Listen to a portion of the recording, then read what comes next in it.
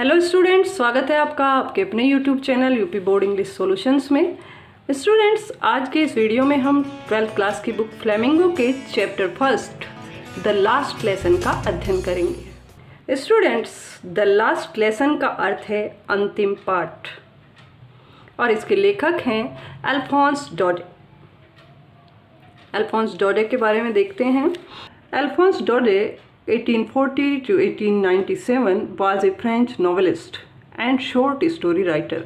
अल्फोंस डोडे, जिनका जन्म 1840 में और मृत्यु 1897 में हुई थी, वो एक फ्रेंच नॉवेलिस्ट अर्थात फ्रांसीसी उपन्यासकार थे एंड शॉर्ट स्टोरी राइटर और लघु कथा लेखक थे। The last lesson is set in the days of the Franco प्रशन वार। जो लास्ट लेसन चैप्टर है उसकी पृष्ठभूमि उन दिनों की है जब फ्रांस और प्रशिया के बीच में युद्ध हो रहा था और ये समय था 1870 to 1871, यानी 1870-71 में जब फ्रांस और प्रशिया के बीच में युद्ध हुआ, उस समय की पृष्ठभूमि पर आधारित ये पाठ है। In which France was defeated by Prussia led by Bismarck. और उस युद्ध में फ्रांस प्रशिया से हार गया था, जिसमें कि प्रशिया का जो नेतृत्व था वो बिस्मार्क कर रहे थे। Prussia then consisted of what now are the nations of Germany. और प्रशिया के अंदर उस समय वो क्षेत्र आता था जो आजकल Germany, Poland and parts of Austria, जो आज जर्मनी, पोलैंड और ऑस्ट्रिया का भाग है। In this story the French district of Alsace and Lorraine have passed into Prussian hands. और इस कहानी में फ्रांस के कुछ क्षेत्र जिनमें अल्सेस और लॉरेन हैं वो प्रशिया के हाथ में चले गए थे, क्योंकि प्रशिया जो है वो युद्ध को जीत गया था। Read the story to find out what effect this had on life at a school. इस कहानी को पढ़िए ये जानने के लिए कि प्रशिया की इस जीत का और फ्रांस की इस हार का क्या असर पड़ा विद्यालय के जीवन पर, विद्यालय के छात्रों पर। टेक्स्ट देखिए students. I started for school very let that morning. लेखक कहता है कि उस दिन, दैट मॉर्निंग, उस सुबह, मैं स्कूल के लिए बहुत देरी से चला। And was in great dread of a scolding.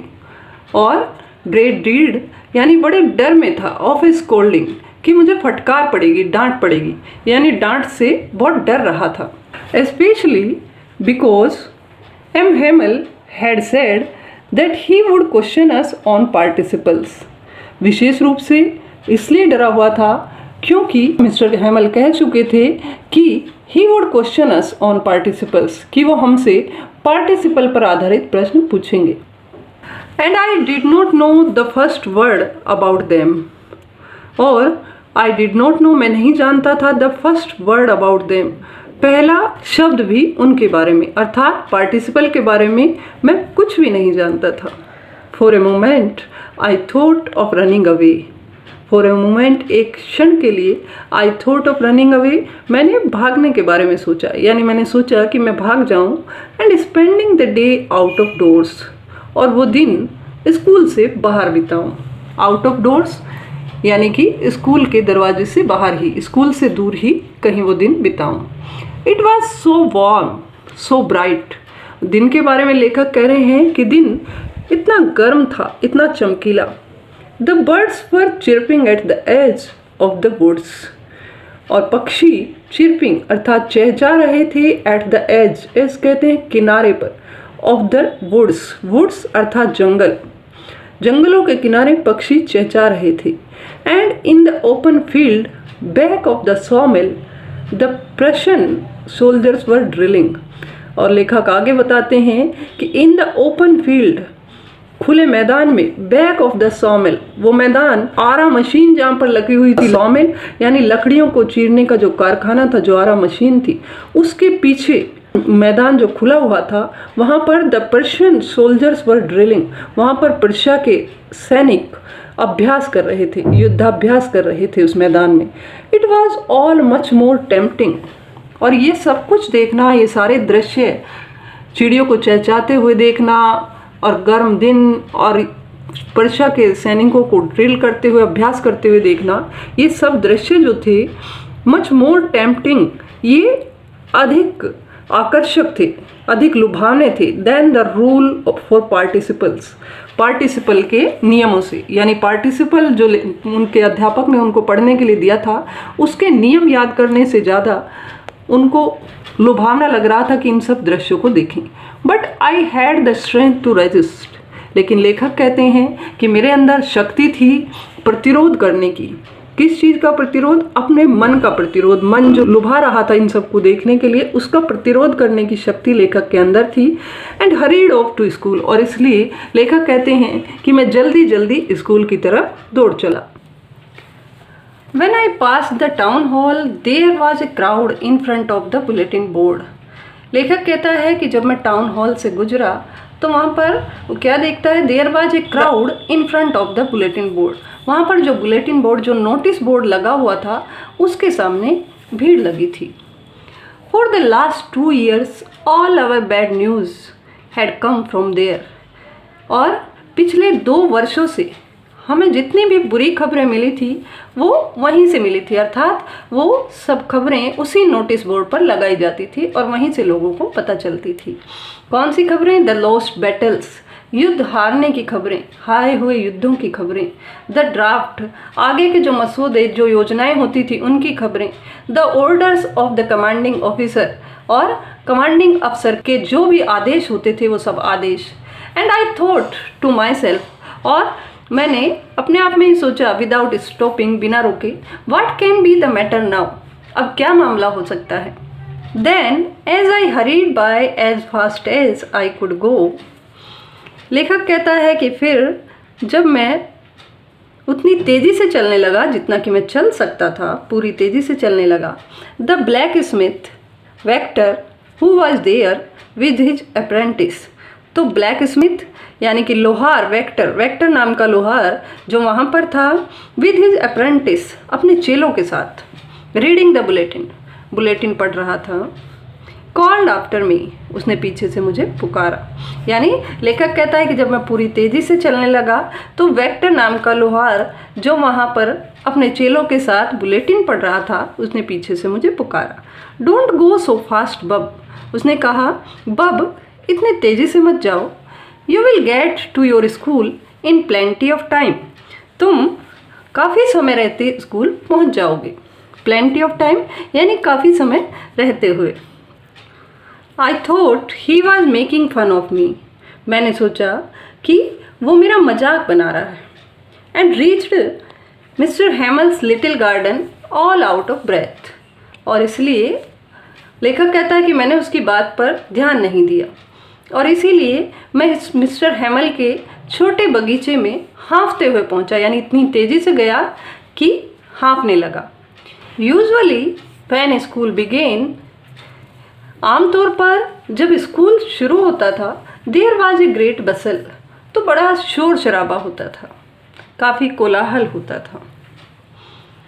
Which could be heard out in the street, और वो शोर शराबा बाहर स्ट्रीट में अर्थात गली में भी सुनाई दे जाता था।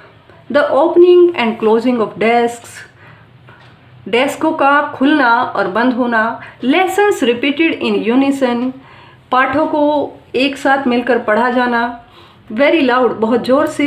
With our hands over our ears to understand better, और हम हमारे हाथों को हमारे कानों पर रख लेते थे ताकि एक साथ ज़ोर ज़ोर से जब पाठों को मिलकर दोहराएं तो उनको अच्छे से समझ पाएं और दूसरों की आवाज़ हमें डिस्टर्ब ना करें। And the teacher's great ruler rapping on the table, और अध्यापक के बड़े रूलर का मेज पर पटका जाना, यानी अध्यापक के पास जो बड़ा फीता होता था उसको मेज पर पटकने की आवाज़ें। But now it was all so still, लेकिन अब सब कुछ इतना शांत था। स्टिल अर्थात शांत। I had counted on the commotion to get to my desk, लेखक कहता है आई हैड काउंटेड ऑन, अर्थात मैं सहारे था किसके? द कमोशन, उस हल्ले गुल्ले के, यानी जो हल्ला गुल्ला कक्षा में होता था मैं उसी हल्ले गुल्ले के भरोसे था। To get to my desk without being seen, कि मैं अपनी डेस्क तक बिना किसी को दिखाई दिए पहुंच जाऊंगा, यानी उस हल्ले गुल्ले के दौरान मैं अपनी डेस्क में चुपचाप पहुंच जाऊंगा और किसी को मालूम नहीं चलेगा। बट ऑफ कोर्स लेकिन निसंदेह that day everything had to be as quiet as Sunday morning. लेकिन निसंदेह उस दिन सब कुछ इतना शांत था जैसे वो संडे की सुबह हो, रविवार की सुबह हो। थ्रू द विंडो आई सा my classmates. Through the window यानी खिड़की में से, आई सा मैंने देखा, माई क्लासमेट्स अपने सहपाठियों को, ऑलरेडी इन देयर प्लेसेस जो पहले से ही अपने स्थान पर थे, and Mr Hamel walking up and down, और मिस्टर हेमल इधर उधर घूम रहे थे, with his terrible iron ruler under his arm, अपने टेरेबल डरावने आयरन रूलर लोहे के फीते को अंडर हिज आर्म अपने बगल में दबाए हुए। I had to open the door and go in before everybody. मुझे दरवाज़ा खोलना पड़ा और सबके सामने अंदर जाना पड़ा। You can imagine how I blushed and how frightened I was. You can imagine, आप कल्पना कर सकते हैं, हाउ आई ब्लश्ड, मैं कितना शर्मिंदा था, एंड हाउ फ्राइटेंड, और कितना डरा हुआ था। बट नथिंग हैपेंड, लेकिन कुछ हुआ नहीं। Mr Hamel saw me and said very kindly। Mr Hamel ने मुझे देखा और said very kindly, बहुत सहृदयता से कहा, बड़ी विनम्रता से कहा, go to your place quickly little French. नन्हे फ्रेंच, जल्दी से अपने स्थान पर जाओ। We were beginning without you, हम तुम्हारे बिना ही शुरू करने वाले थे। I jumped over the bench and set down at my desk. मैं बेंच के ऊपर से कूदा और अपने डेस्क पर बैठ गया। नॉट टिल देन, तब तक नहीं। When I had got a little over my fright, जब तक मैंने अपने फ्राइट यानी अपने भय पर कुछ काबू नहीं पा लिया, तब तक डिड आई सी, तब तक मैंने नहीं देखा, दैट आवर टीचर, कि हमारे अध्यापक, had on his beautiful green coat, कि हमारे अध्यापक ने अपना सुंदर हरा कोट पहन रखा है, his frilled shirt and the little black silk cap, उन्होंने झालरदार कमीज पहन रखी थी और छोटी काली रेशमी टोपी, ऑल एम्ब्रॉयडर्ड, जिस पर कढ़ाई हुई थी।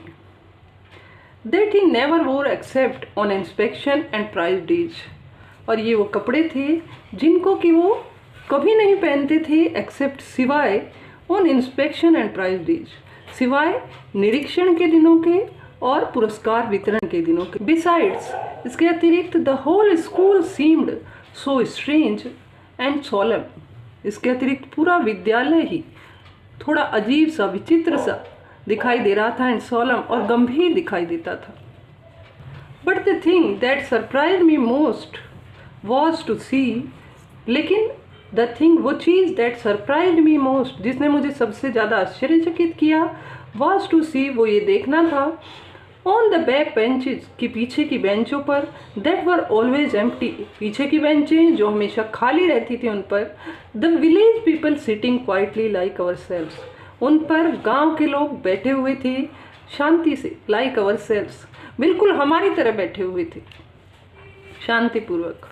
ओल्ड हाजर, बूढ़ा hosier, with his 3 cornered head, बूढ़ा होजर अपने तिकोने टोप के साथ, द फॉर्मर मेयर, और भूतपूर्व मेयर, द फॉर्मर पोस्टमास्टर, भूतपूर्व postmaster, and several other besides, और इसके अतिरिक्त दूसरे और लोग। एवरीबॉडी लुक्ड सैड, सब कोई दुखी दिख रहा था, and hosier had brought an old primer, और होजर अपने साथ एक पुरानी प्राइमर लाया था। प्राइमर अर्थात प्राथमिक कक्षा की किताब, भाषा को सिखाने वाली प्राथमिक कक्षा की किताब लेकर आया था। थम्ड एट द एजेस, और वो किताब इतनी पुरानी थी कि उसके पन्नों के किनारे जो हैं वो मुड़ गए थे। And he held it open on his knees, और उसने इसे खोलकर अपने घुटनों पर रख रखा था। With his great spectacles lying across the pages, और अपने ग्रेट स्पेक्टिकल्स अर्थात अपने बड़े चश्मे को उसके ऊपर रख रखा था, अक्रॉस द पेजेस, उसके पेजों के ऊपर रख रखा था। While I was wondering about it all, जब मुझे इस सब पर आश्चर्य हो रहा था, Mr Hamel mounted his chair, Mr Hamel अपनी कुर्सी पर चढ़ गए। And in the same grave and gentle tone, और उसी ग्रेव अर्थात गंभीर एंड जेंटल और सज्जनता भरी वाणी में, which he had use to me, जिसमें कि उन्होंने मुझसे बात की थी, सैड, उन्होंने कहा, माई चिल्ड्रन, मेरे बच्चों, this is the last lesson I shall give you, ये अंतिम पाठ है जो मैं तुम्हें पढ़ाऊंगा। The order has come from Berlin to teach only German in the schools of Alsace and Lorraine. The order has come from Berlin, Berlin से आदेश आ गया है, टू टीच ओनली जर्मन, कि केवल जर्मन ही पढ़ाई जाएगी, in the schools of Alsace and Lorraine, Alsace और लॉरेन के स्कूलों में केवल जर्मन भाषा पढ़ाने का आदेश आ गया है। The new master comes tomorrow, नया अध्यापक कल आ रहा है।